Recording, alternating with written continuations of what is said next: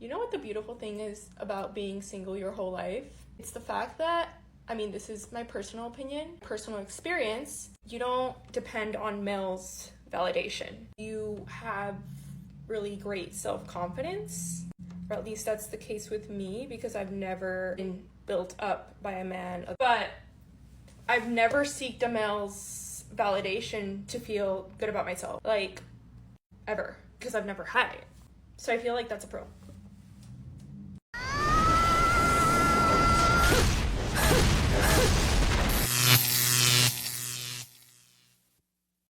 Welcome to The Wall. In today's video, we will see how women are going through this epidemic of female loneliness, where many are angry with men who no longer make an effort to go out, how dating apps are ruining them, and when men are not willing to pay for their extravagant dates. I want you to smash that like button and join the channel by subscribing. Add a little of your love to the movement. That's the only contribution we ask of you, man.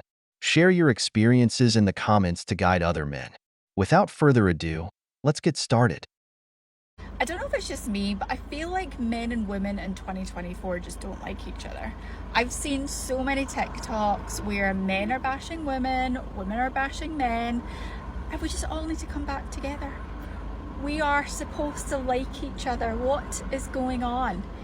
Whilst I do appreciate the effort, I've also had quite a lot of men who have slid into my DMs, and love that for you, but the approach probably isn't the best. So what I'm thinking of doing is a series to bring the conversation, bring men and women back together, but also to give men some pointers from a woman's perspective on how to ask someone out, how we want to be treated on dates, etc.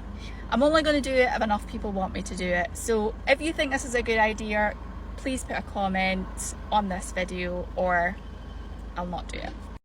You might be right, but here's the detail. Men haven't changed their minds about what they want from a woman, which is fidelity to her man, fertility, beauty, and acts of service. The bar is so low nowadays that as long as she's faithful and treats the man well, many are settling for that. The problem comes from women's unrealistic standards, or what they want now. If a man isn't in that top 20%, he's invisible. If a man doesn't have the 666 of the apocalypse, meaning he earns six figures, is 6 feet tall, and has six-pack abs, they don't want him.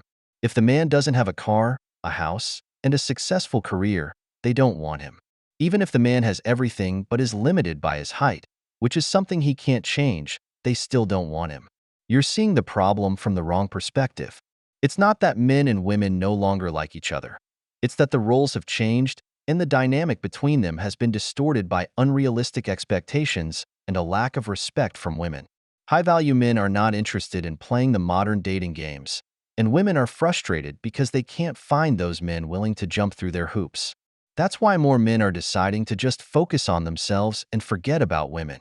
So I just deleted all of my dating apps from my phone, and I want to talk about what pushed me over the edge this time, because I have used dating apps on and off for a few years. I've met up with a few people, I've had some good experiences, I've had some bad experiences, but this is something that happens to me so often, right?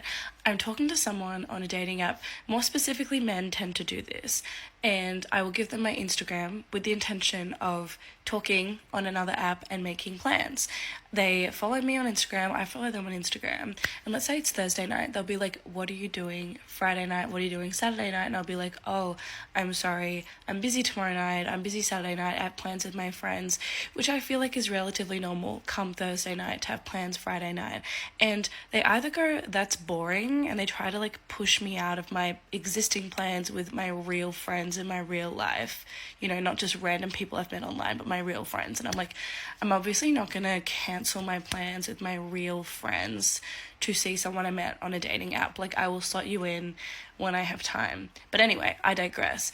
A lot of the time when I say, sorry, I'm busy tomorrow night, but maybe later next week or the week after we can do something, they unfollow me. I'm telling you, 70% of the time, if I'm not instantly available, I don't know if it's because they're butthurt, but they just unfollow me. And maybe it's because a lot of people follow people on Instagram just because they want followers, or just because they enjoy the game and they don't really want to meet up with someone. But for me, I'm like, I'm not going to give you my Instagram and waste all my time talking to you if I have no intention of meeting up with you. I'm not saying I've never ghosted someone. Sometimes you start talking to someone on Instagram or from a dating app and they end up being kind of weird, or you get busy and you forget about them, right? Like, I'm not trying to say I've never ghosted anyone or that like I'm personally offended if someone ghosts me or unfollows me, but so often it's like the second I say, sorry, I'm busy this coming weekend, sorry, my next 48 hours are planned,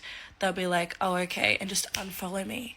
And I'm just like, are you that sensitive? I'm not using dating apps to try to find a relationship because A, I don't think they're really a good way of doing that, and B, I don't particularly want one, but I still don't want to waste my time. And it kind of confuses me. Like, why would you spend so much time like going through profiles on a dating app, yapping to someone, getting their contact, only to unfollow them the second they don't instantly give you what you want? Because I am genuinely down. Like, I'm genuinely down to get dinner, to get drinks, to meet you, to go on a date. Like, I'm genuinely down.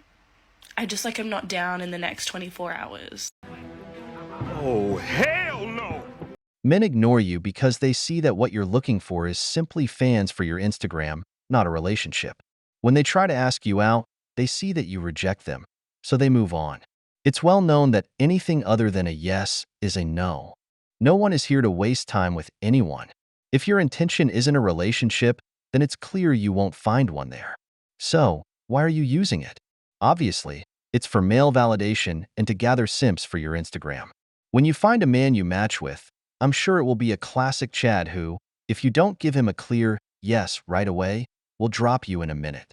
I heard clearly when you said you ghosted several men, which shows you're just looking for simps. Men have woken up and understand they don't need to give their attention to women who bring no value to their lives. If a woman doesn't say yes, everything else is a no. Men aren't looking to be just another friend to anyone.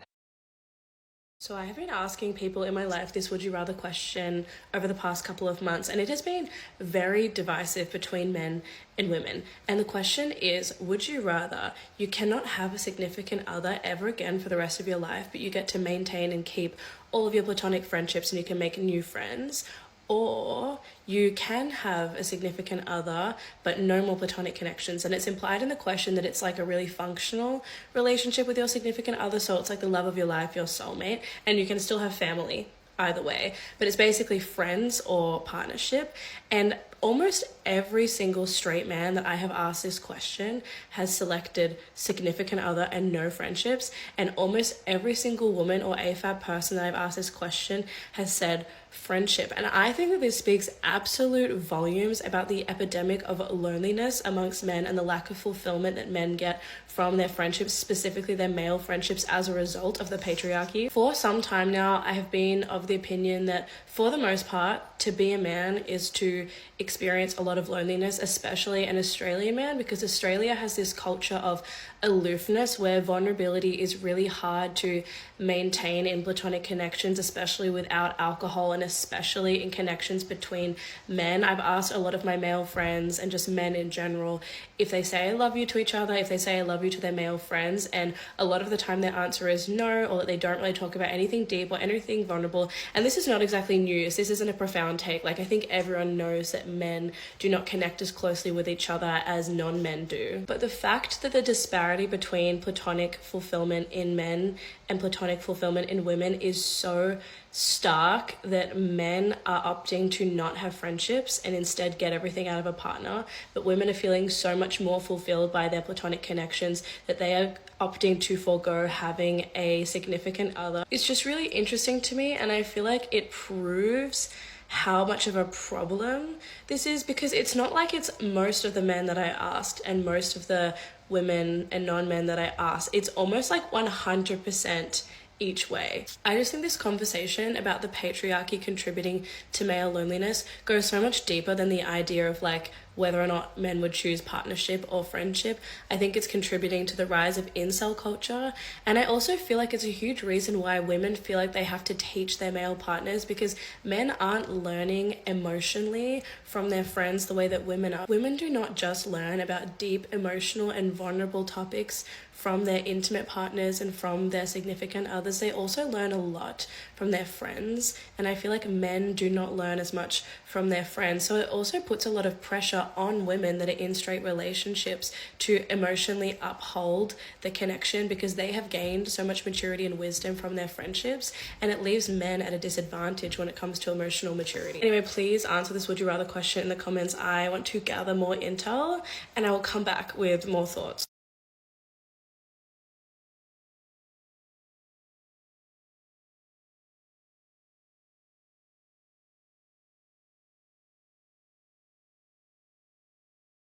You think men don't have deep friendships and prefer everything from their partner?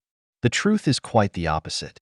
These days, men are trying to maintain their friendships and their group because their soulmate often turns into a financial weapon against them, rather than a true partner.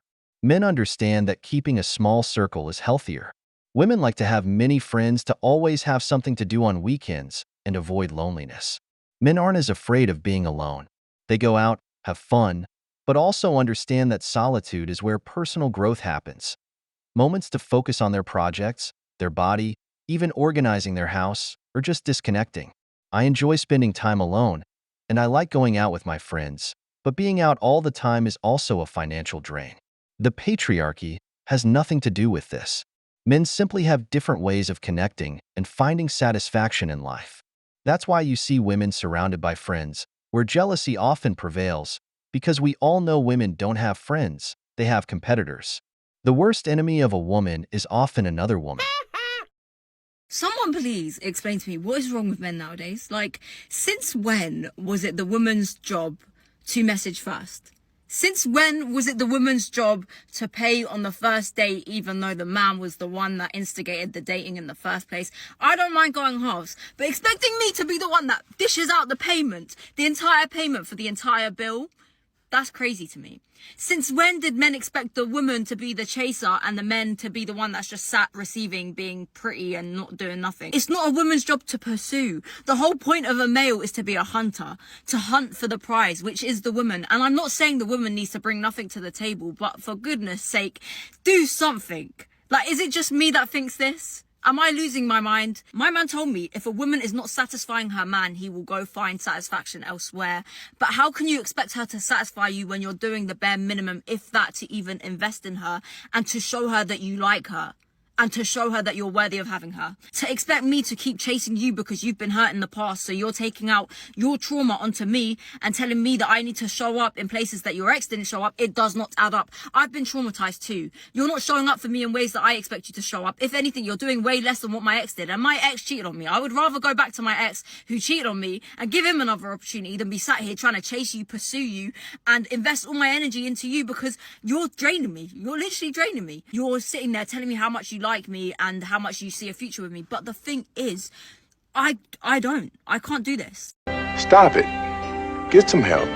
This myth that men are the ones being pursued is a fallacy. Women are the ultimate hunters. A woman will leave the path and the signs for the man she's truly interested in. The greater her interest, the better the discount she offers. Also, what you're calling putting in effort is really just frustration that now you're the ones who have to put it in. Times have changed. The days of men bending over backward for a woman, only for her to end up with the guy who did nothing to win her over, are gone. The era of being adored like a star while treating the man like a fan, while Chad, the guy who brings nothing to the table except his seed, gets all the rewards without lifting a finger, is over. Where there is no interest, there is no investment. Do you want a man to make the effort? Then you need to show that you're offering more than complaints and expectations. If you're waiting to be chased without showing what you can bring to the table, you'll be waiting a long time. Respect is earned, not demanded. If you want to be treated like a queen, first qualify yourself with the king. I want to talk about when somebody that you genuinely care about really fucking hurts you. The experience that I just had with someone is so heartbreaking. And I know a lot of you probably won't agree with me on this, but I truly believe that when people do shitty things in this lifetime, it does not define them on a soul level. The worst part is watching this person self-destruct and derail from the path that was meant for them, especially after you did everything in your power to get them back on the right path, and then they just brought themselves down and everybody else around them. I still have empathy for people that really hurt me, and that's because I just don't want to see them be terrible to other people. I want to see them grow and evolve as a person and not make the same mistakes. And it's heartbreaking watching them destruct themselves and bring everybody else down around them. But we all have our own free will. I just want to see people go down the right path and not repeat the same terrible toxic cycles and evolve into the best version that they can be for themselves in this lifetime. Very nice and all, but you should stop getting involved in other people's lives and focus on your own. When I hear about someone saying another person's life is off track, what I really hear is moral superiority, like life is only good if you live it the way they tell you to. I also like a quote from Jordan Peterson that says, "Be careful who you help, because not everyone who's fallen is a victim, and not everyone who's down wants to rise." That's why, brothers, always focus on your own life and goals. People who are constantly worried about others' lives end up losing sight of their own. You keep feeling empathy for those who hurt you, but that doesn't make you strong. It makes you vulnerable. There's none so blind as those who will not see. If you keep surrounding yourself with people who self-destruct, they will eventually drag you down with them. You're putting too much effort into trying to change people who clearly don't want to change. At the end of the day, he who grasps at too much holds nothing. You are only responsible for your own growth. We've reached the end of the video, but before we go, the questions are for you. What do you think about the fear and guilt modern women feel towards men who decide to stay single? Are modern women getting desperate because men are no longer being simps? If you enjoyed the video, make sure to give it a thumbs up, subscribe to the channel, and hit the notification bell. Your support means the world to us and motivates us to create more content. Stay tuned for the next exciting video from The Wall.